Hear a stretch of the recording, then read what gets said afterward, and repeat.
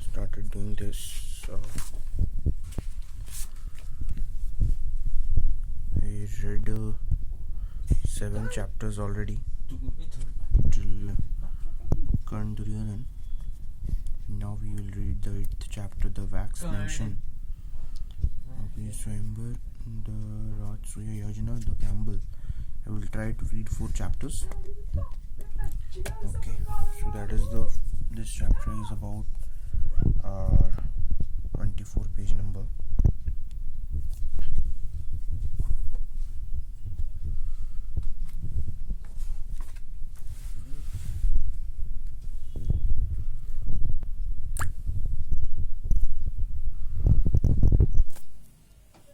So now it's started.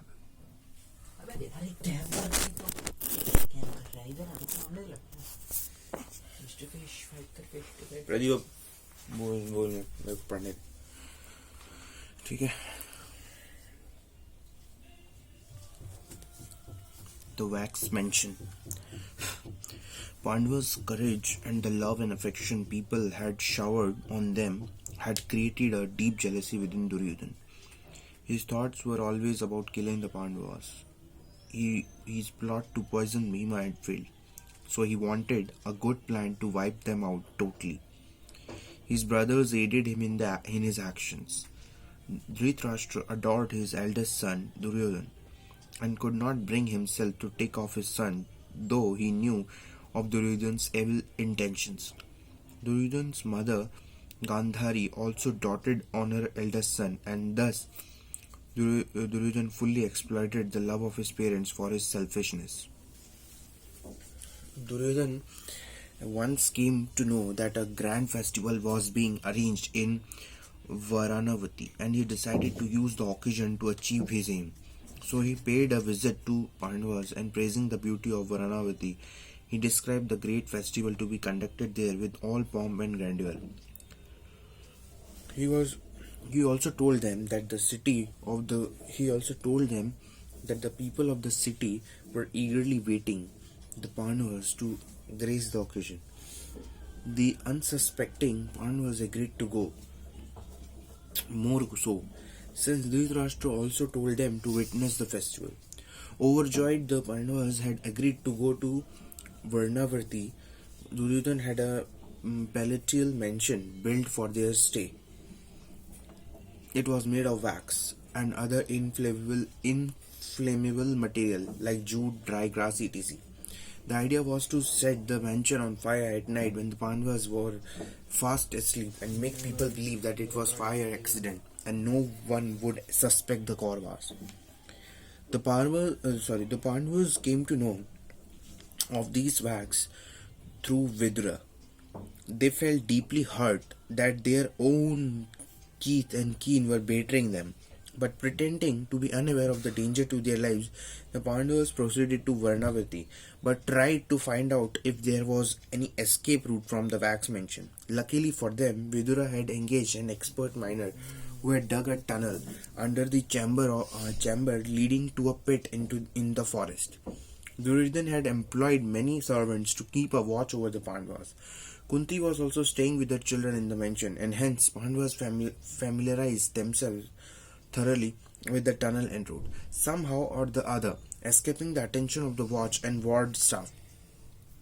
Within a few days, Vidura sent a secret word to the Pandavas, informing them about the precious day on which the mansion was to be set on fire. That night, Kunti prepared a feast for all the servants, in which an intoxicating powder had been made. Soon all the servants were fast asleep. Shortly afterwards, the Pandavas set fire to the mansion. Soon the entire building was ablaze, but not before the Pandavas made good their escape. Seeing the fire, people rushed to the spot. By that time, building had been reduced to ashes. Believing the Pandavas to be dead, these people conveyed the news to Hastinapur. But then the dead bodies charred inside the mansion were not those of the Pandavas; they were of the servants. Duryodhan was absolutely delighted to hear that Pandavas died in the fire, but outwardly he put on a sad face and pretended to grieve over their death. With utmost difficulty, the Pandavas crossed through the tunnel and entered the dense forest. With the exception of the powerful Bhima, all the others were exhausted, so he carried them through the forest and reached the Ganges, where Vidura had arranged for a boat for them. They crossed the river in total darkness and entered another mighty forest. From there, the Pandavas marched on, eating the forest produce and sleeping by turn. They were very vigilant and very confident and ever confident that justice would be there sooner or later. Hidimba, a demoness, ruled over the forest where Pandavas had sought refuge. One day, while Bhim was fetching some water for his mother and brothers, Hidimba saw him and wanted to marry him. She herself proposed marriage to Bhim, but he was a human and she was a demoness. So Hidimba's brother Hidim objected to this marriage and challenged Bhima to a fight. Bhima lifted up the demon with his powerful arms and killed him by thrashing him on the ground. He then took Hidimba to Kunti. Kunti agreed to this marriage, and so Bhima and Hidimba were married. Hidimba looked after the Pandavas well. She offered them good food and took care to see that they came to no harm in the forest. Subsequently, she became pregnant, and Bhima was very happy. Meanwhile, the Pandavas reached the city of Ekachakra, but Hidimba did not agree to go with them, for she said, "Oh, I cannot bear to live outside the forest." Shortly afterwards, she gave birth to a son called Ghatotkacha. In the city of Ekachakra, the Pandavas lived in the guise of Brahmins, begging for their food. They brought home such food, and Kunti always divided it into two portions. One portion for Bhima alone and other portion for the rest of them. None could imagine or recognize them as the princes of Hastinapur. One day, Kunti heard her neighbor's wife cry. She went to their house to find out the reason for such anguish. The neighbor's wife, with tears rolling down her cheeks, said, "O great lady, you have been like a mother to us, but I do not know how you can help us because this relates to a wicked Rakshasa by name Bakasura. Earlier he used to pounce upon people and other killing them indiscriminately would eat human flesh to prevent such slaughter. The citizens of Ekachakra agreed to send a human being to the demoni daily, along with a cartload of rice and other delicacies. Tomorrow is my turn, and so I have to send my only son to Bakasura. Only God can help us." Kunti pacified the woman and told her, "Don't worry, I will send one of my sons in the place of your son." Bhima immediately agreed to go to Bakasura as his food. His aim was to kill the Rakshas and provide peaceful living to the people of the city. The next day, Bhima drove the cart and loaded with rice and other food straight to the demon's cave. But even before he reached the cave, unable to bear his hunger, Bhima himself ate up all the food in the cart and gave out a loud belch. On hearing this, the demon, already angry that his food had been delayed, and rushed out of his cave. Only to find that the cart was empty, he charged toward Bhima to eat him up. Bhima just raised his fist and gave a severe blow to the demon. Then ensured a big fight between them, and when finally Bhima threw him down and smashed him to death. The Rakshas howled so loudly in pain, and hearing this, the people of the city trembled with fear, not knowing that the outcome of this fight. But soon their fear turned into joy when they saw Bhima dragging the body of the dead Bakasura. Little did they realize that this courageous man was none other than Bhima, one of the Pandavas' princes. Okay. Now the other is Draupadi Swayamvar. Right? Yes. So Draupadi was the daughter of Drupad, the king of Panchala. Drishtadyumna was her brother. Okay. Drupad, who had once been defeated by Arjun, decided that a great warrior like him would be the best match for Draupadi. Drupad had earlier believed the Pandavas to be dead, but had also heard rumors that they had escaped from the wax house, so he hoped that Arjun would attend the Swayamvar. Draupadi's Swayamvar had been arranged in the city of Kampilia. Many princes has often dreamt about marrying this world-renowned beautiful princess. News of the Swayamvar also reached the Pandavas. They decided to witness the Swayamvar along with the Brahmins, going in groups to Campilia. The entire city of Campilia had been decorated for the occasion with arcs and festoons. Houses were painted. There was a joyous and festive atmosphere. People put on their best clothes and excitedly talked about the royal wedding. The marriage hall wore a magnificent look. In the midst of the hall, a big platform had been built. A huge vessel of water was placed at the center. Right above the vessel was a revolving disc with a fish hooked to it. The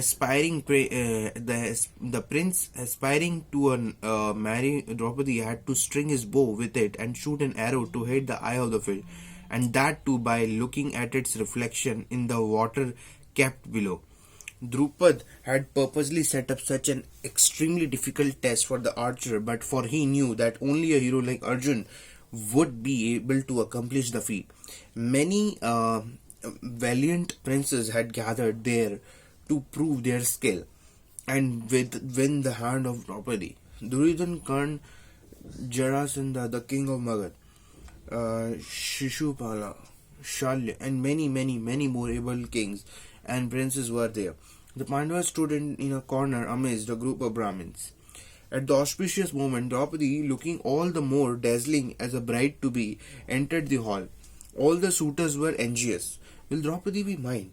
Was their thought. But was it so easy? Didn't they have to win the contest? The kings and princes rose one after the other to string the bow. Some could not even lift to it. Even they could. One look at the rapidly revolving disc made them cross-eyed. They all gave it up. Then Karn stood up and walked towards the dais. But Draupadi denied him the chance, saying that she could not possibly marry the son of a charioteer. Feeling small, Karn turned to his seat, and finally it looked as if Draupadi's Swayamvar would not take place at all. Amidst the murmur of disappointment stood up Arjun and seeking permission to contest. How could a Brahmin succeed when valiant princes have failed?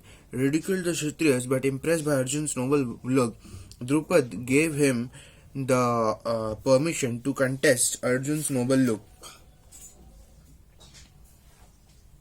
Yeah. So, amidst the murmur of disappointment stood up Arjun, seeking contest. How could a Brahmin succeed when valiant princes have failed? Ridiculed the Kshatriyas, but impressed by Arjun's noble look, Drupad gave him the permission to contest. Arjun was delighted. He string the bow and concentrating on the reflection of the fish in the water, he aimed his arrow. The arrow directly hit the eye of the fish. While the Brahmins and others shouted with joy and excitement, that the defeated prince showed their anger on Draupada. Why did you allow this? Can a princess of Draupadi's stature marry a poor Brahmin? Was there ridicule? Some threatened to kill Drupad. Some protested loudly about being insulted. Amidst this confusion, Bhima and Yudhishthira were afraid that someone might recognize him. Meanwhile, Draupadi, with love shining in her eyes for the valiant Arjun, garlanded him, and Lord Krishna and his brother Balarama, who had also graced the occasion, tried to pacify the princess, but in vain. As the uproar continued, Arjun and his brother, along with Draupadi, quietly slipped out of the marriage hall. Seeing them departing, Drupad asked his son to follow them to know their true identity. It was Arjun who had gained the hand of Draupadi, and only he should have wed her. But destiny willed otherwise. The Pandavas, returning to the abode, called out to their mother, "Mother, come and see our alms for today." And Kunti also called out from inside the house, "Whether you have got, please share it among yourselves." But when Kunti actually saw Draupadi, the enormity of what she said struck her. But she extended a warm welcome to the Draupadi. Drishtadeva Yamuna, who had followed the Pandavas, closely observed them, and he was delighted at what he saw. He returned to his father and told him that the 5 Brahmins were none other than the Pandavas, and that Kunti was also with them. Draupada prominently invited the Pandavas and Kunti to Campilia, and on Kunti's instruction gave his daughter in marriage to all the 5 brothers. Lord Krishna and Balram witnessed the marriage. Pandavas felt very happy at the outcome of the event because they had the support of Drupad, and most important of all, Krishna, the universal protector, was with him. When news about Draupadi's Swayamvar reached Hastinapur, Duryodhana's hatred and jealousy knew no bound. His bitter enemies, who he thought were burned to ashes in Varnavriti, were much alive, very much alive. To add to this, they were married to Draupadi and also gained the friendship of Drupad and Krishna. Duryodhana found the situation unbearable. When he consulted Karna, his friend advised him to wage a war against Pandavas. A bit befitting a warrior, Duryodhana, after taking the consent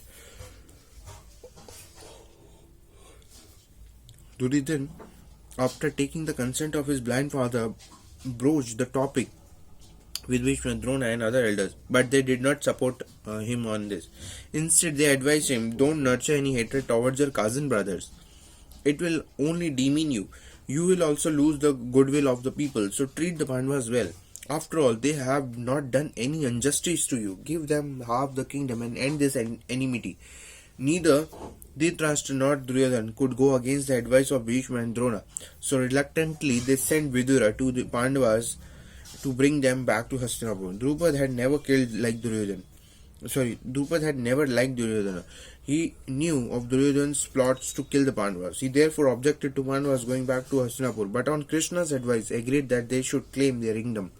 In the end, Pandavas and Draupadi entered Hastinapur to a tumultuous welcome. People were overjoyed to see the Pandavas alive and also to have them as their rulers. Only the Kauravas found it unpalatable and were biding their time to avenge the Pandavas. The Rajasuya Yagna. Dhritarashtra totally ignored the Pandavas. He seemed to have forgotten that they were his brother's children.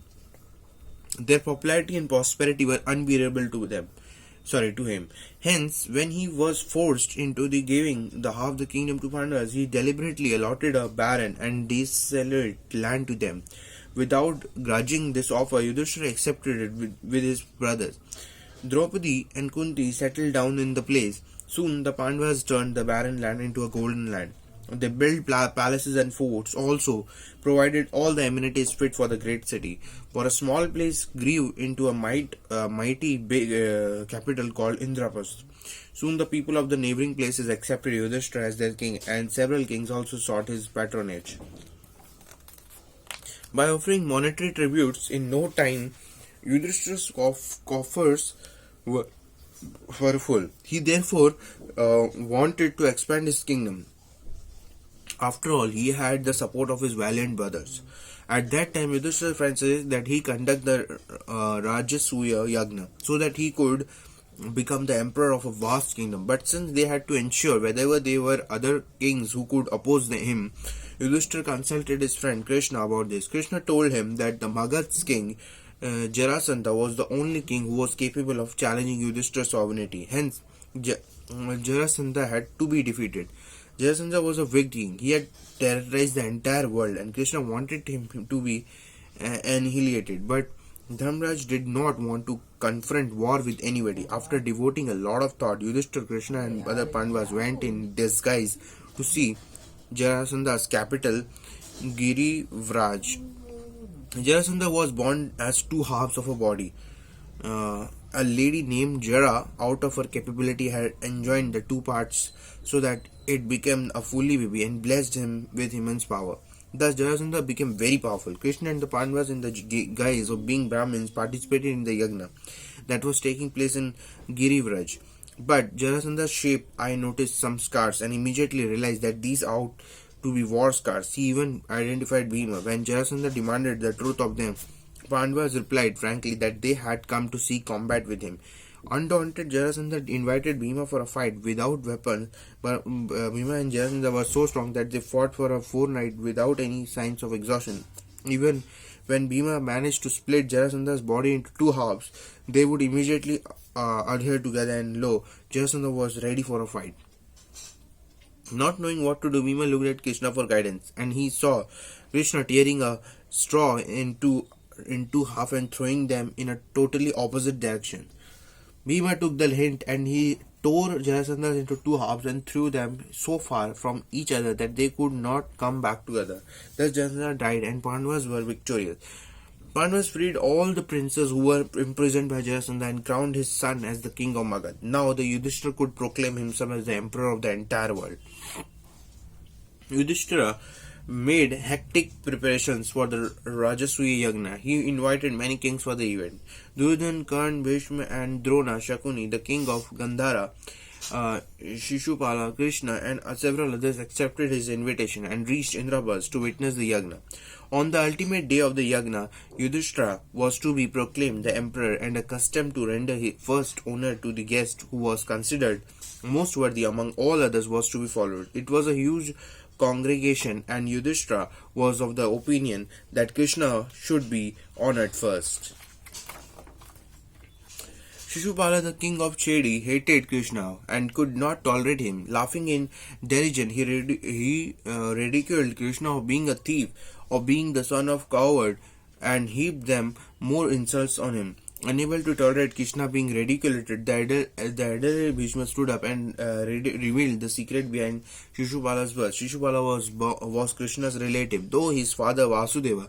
Shishupala was born ugly with 3 eyes and 4 arms, and the royal astrologer had prayed that he would meet his death at the hands of the one who would cure him of his ugliness.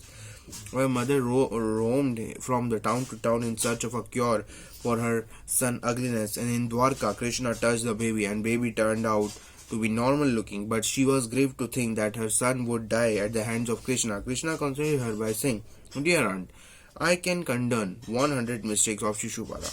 If he exceeds this limit, he is bound to die."